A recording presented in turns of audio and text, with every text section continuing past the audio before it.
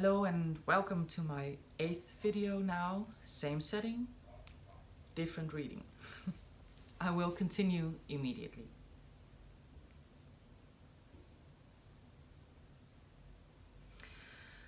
I was talking to you about the Buddha who is alert even when he is fast asleep. Only he knows where he goes. And where does he go?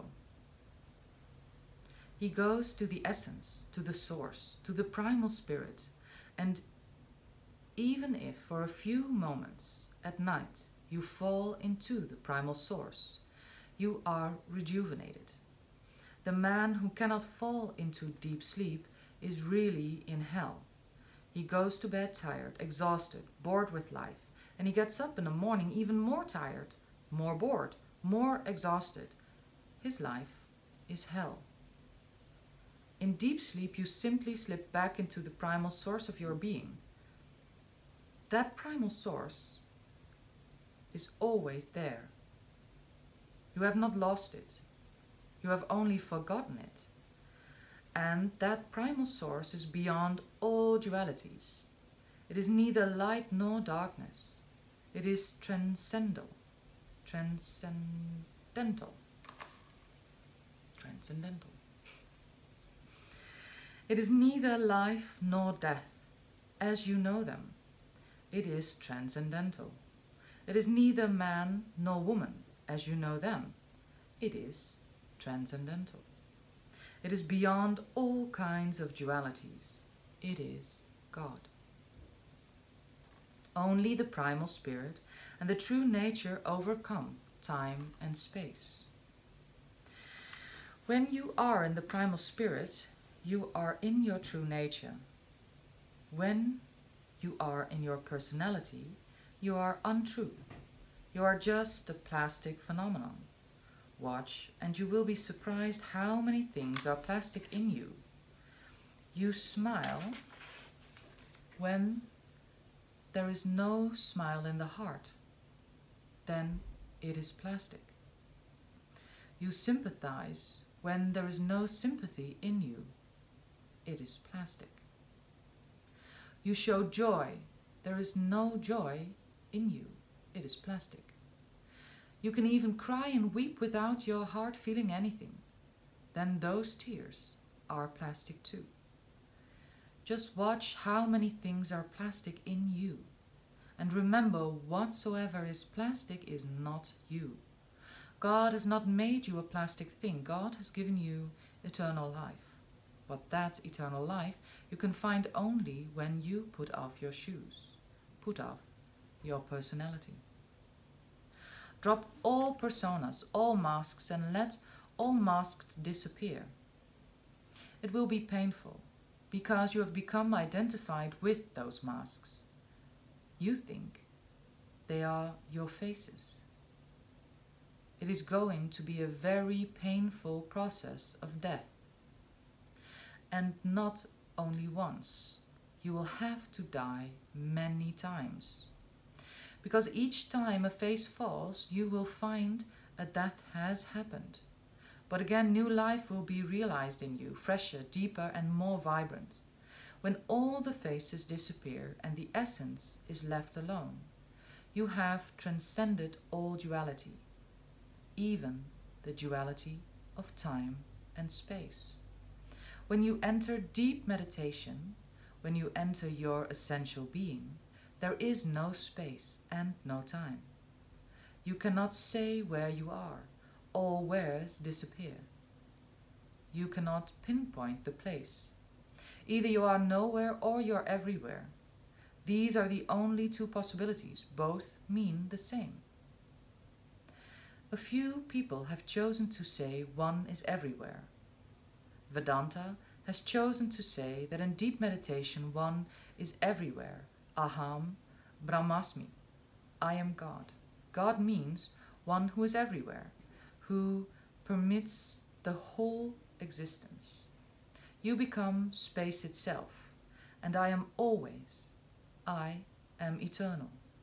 It means you permit time. This is one way of expressing it, the positive way. Buddhism has chosen the other, the negative way. Buddha says, in deep meditation, you are nowhere. All space has disappeared, and there is no time. You are in a timeless state, and when there is no time and no space, how can you exist? Man exists only at the crossing point of time and space.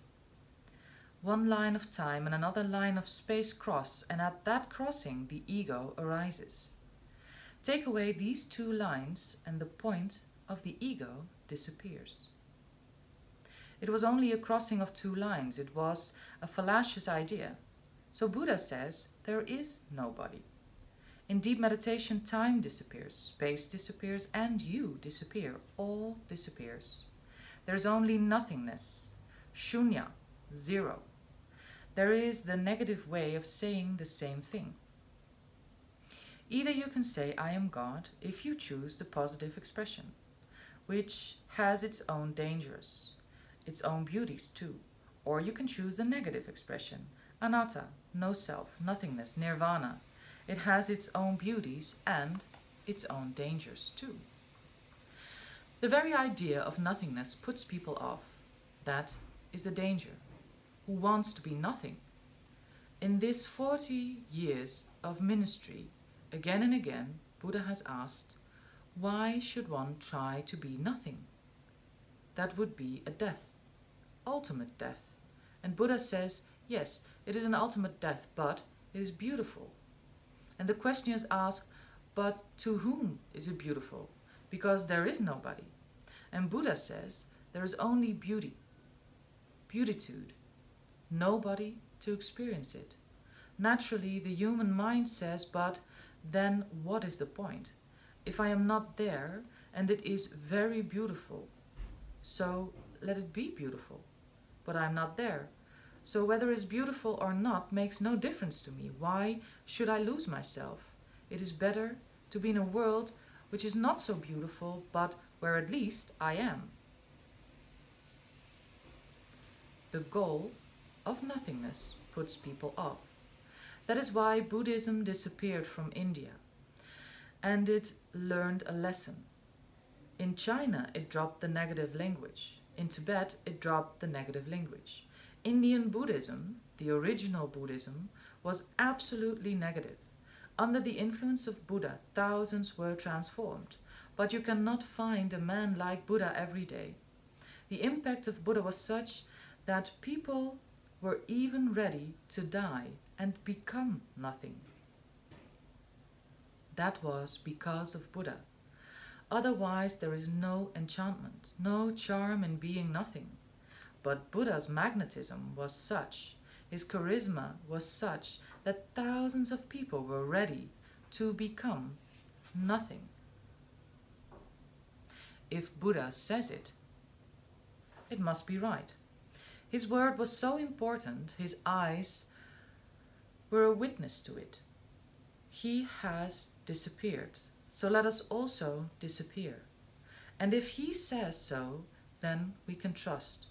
But once Buddha disappeared from the earth, Buddhists, priests could not convince people. They had to disappear from India completely. They then learned a lesson. Outside India, Buddhism started using positive language, started using all that Buddha had denied. It survived, but it did not really survive as Buddhism. It survived as Vedanta. It survived as a positive language, and Buddha's greatest contribution was the negative expression. The beauty of the negative expression is that it never allows your ego any satisfaction, any gratification. That is a danger of the positive language. If you say aham brahmasmi, I am God, ana, I hug, I am truth. The danger is that truth may become secondary and the I may become primary. Truth may become your shadow. The emphasis may start concentrating on the word I. I am God. The emphasis remains on God in the I, remains just a shadow to God. It is perfectly good, but that is perfectly difficult. The I is very cunning. The ego always works very subtle. It will use the opportunity. It will jump upon the idea. It will say, right, I am God and nobody else is. I am truth and everybody else is a lie. But then the whole point is missed. But one thing is certain, time and space disappear. Either you have to declare, I am all, the whole space, the whole time, I am everywhere and every when. Or you have to use the Buddhist expression, I am not. Time is not, space is not. There is only an absolute silent nothing. From eternity to eternity, a silence, not even a ripple. But both statements indicate the same thing. Expressions are different, fingers are different, but they point to the same moon. That moon is your essence. Master Lu Tzu said, only the primal spirit and the true nature overcome time and space. And unless you overcome time and space, you will not overcome death. Death exists in time, and death exists in space. Unless you overcome time and space, you will not overcome mind and body. Try to understand. Body corresponds to space, and mind corresponds to time. Mind is a time phenomenon, and body is a space phenomenon. Body exists somewhere, and mind exists somewhen. Think of mind without time, and you will not be able to think of it. Mind is either past, present, or future, either memory or imagination, or the present facility. Mind exists in 3 tenses. You are listening to me attentively, alert. Your mind is in the present.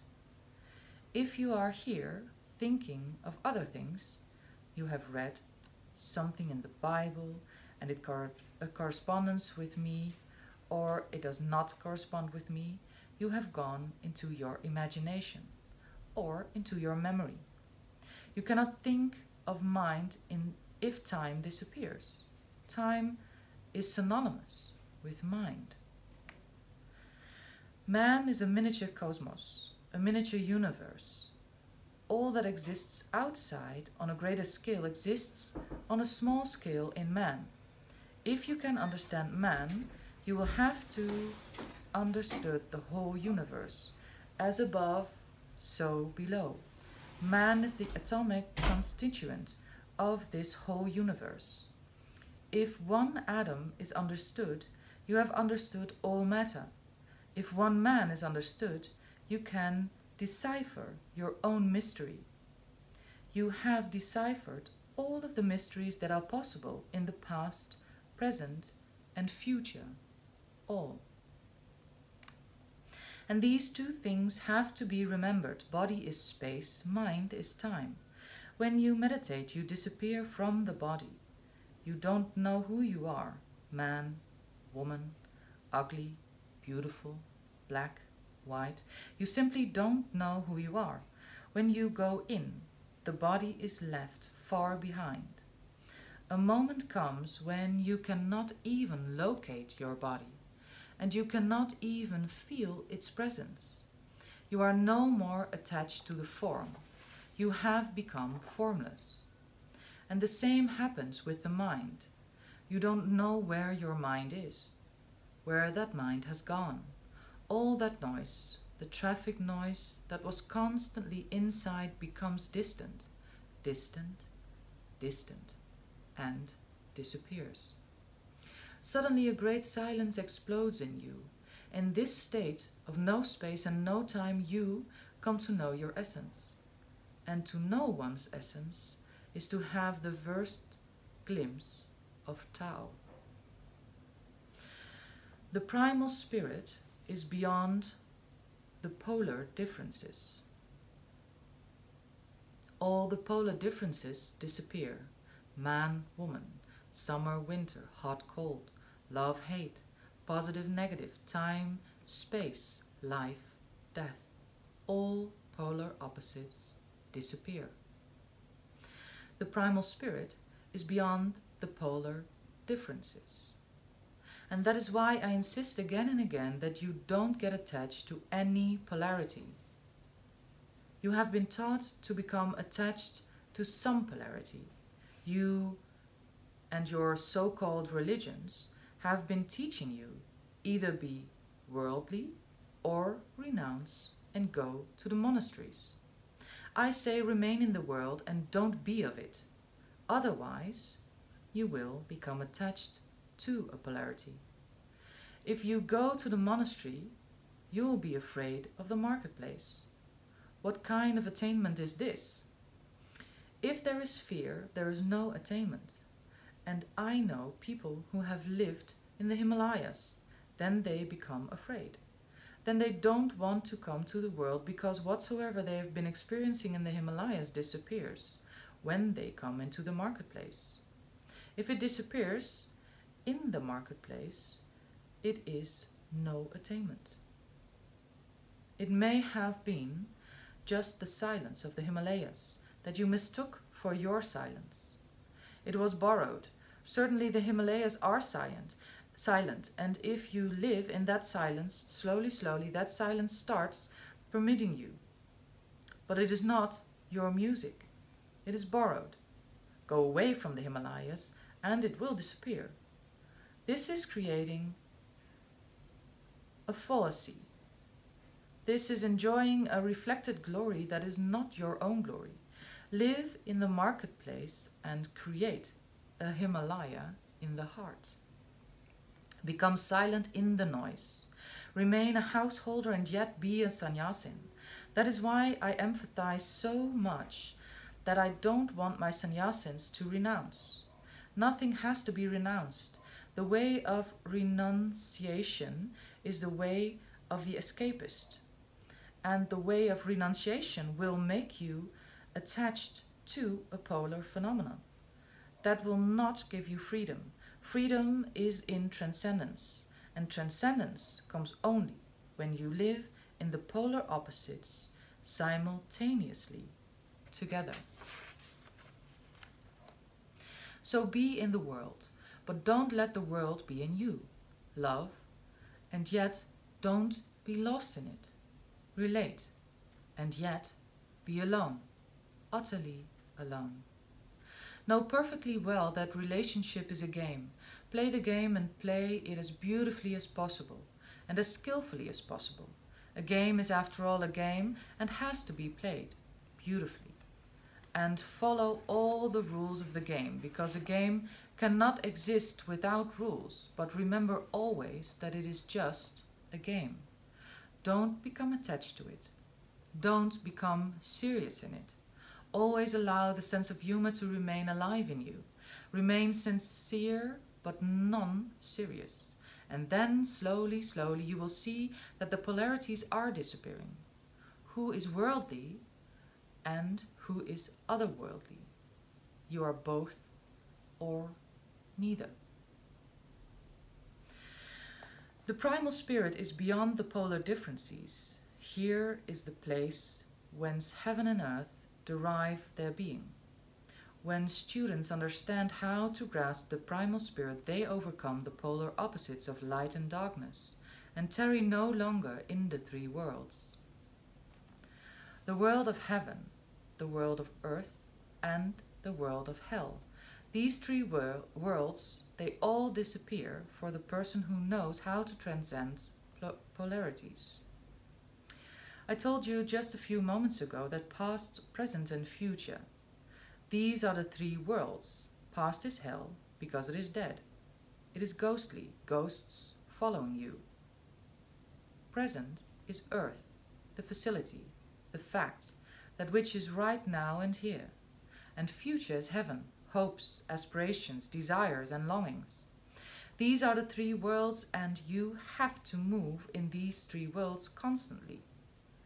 You are shuttled back and forth. From the past you jump into the future. From the future you jump into the past. And this goes on. And the present is so minute that you are not very aware of it. It is sandwiched between the past and the future. And they are vast. The present is an atomic moment, so small that you don't see it. The moment you become aware of it, it has already passed. To be present, one needs to be very attentive, utterly attentive. And that is why to be present in the present becomes the door to going beyond time. You cannot go from the past, because the past is so vast, infinite. You can go on and on. You will not find the end of it. That is why I say psychoanalysis will not help. It goes into the past and it goes on unraveling the past, digging up the past. You can go on. Psychoanalysis continues for years, 3 years, 7 years, and it is still not complete. One simply becomes bored with the psychoanalyst and then changes the psychoanalyst and goes to somebody else and starts from A, B, C again. And one thing I would like to say to you, sooner or later psychoanalysis is bound to discover that this life is not the end of the past. You can go on moving backwards and you can come to what Janov calls the primal scream. Primal scream is the ultimate of psychoanalysis, the first scream of the child when they started breathing. Through it, he started breathing, the first scream. But once you have reached there, you will be surprised that it is not the beginning either. Then you have to move into the womb. In the East we have tried it. We have very, very deep-rooted method called prati prasav, going back. Mahavira used it. Buddha used it. They went through the womb. And then again, you have to go through death, because before the womb, you died. And then the whole life again, layer upon layer. It is through deep psychoanalysis,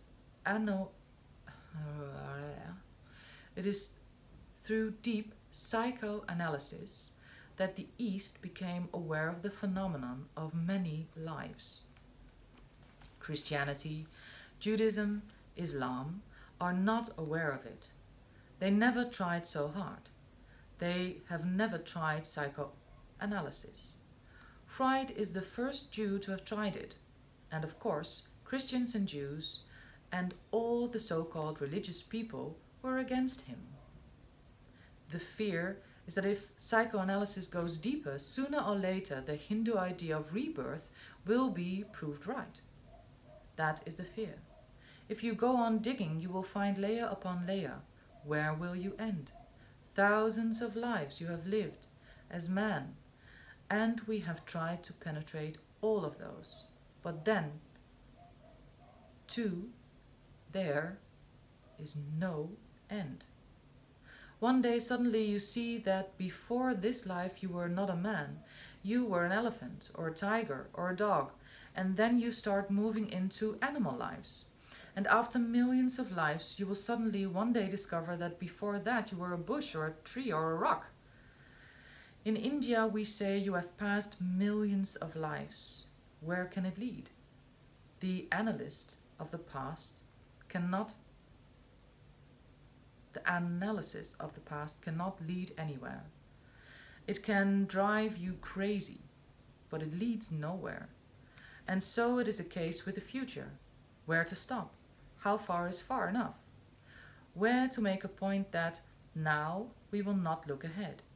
In the East we have tried that too, because we have worked tremendously on the concept of time, and both are unending. Memory is unending, imagination is unending. Between the two is the present moment, very tiny, so tiny that you cannot become aware of it if you are not absolutely alert. It goes so fast. It is so fleeting. But if you become aware of the present, then a door opens. The door to eternity. It is from there that the mind moves into no mind. It is from there that personality moves beyond personality into essence. You know perfectly well Jesus was crucified. There were two thieves who were crucified with him. One was on his left side and another was on his right side. You may not have ever thought of it as tremendously significant, but the symbol that Jesus represents, it represents the present moment. One thief is a past and the other thief is a future, and Jesus represents the present moment, right in the middle, closest to God, closest to essence. One thief mocks Jesus. The past always mocks you.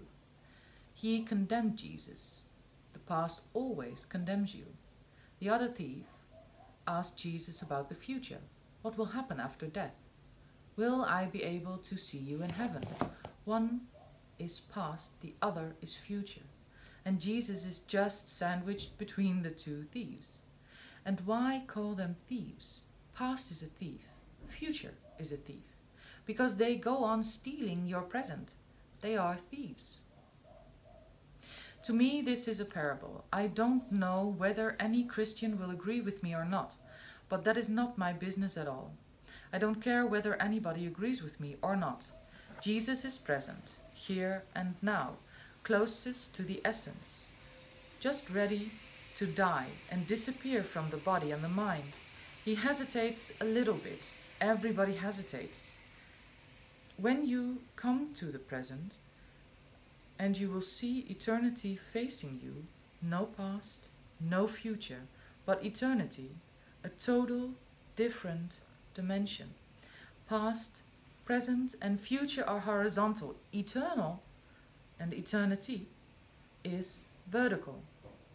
Again, to me, the cross is the symbol of these two lines crossing. A cross is made of two lines, one horizontal and the other vertical. This is a representation of time and eternity. Everybody hesitates when facing eternity, nowhereness, nothingness, or allness. It is so much one is going to disappear into it like a drop. And the ocean is so big one will not be found again.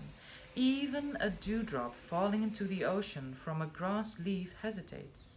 Jesus hesitated, and I love this man because he hesitated. His hesitation has shown that he was human. His hesitation shows that he belonged to us.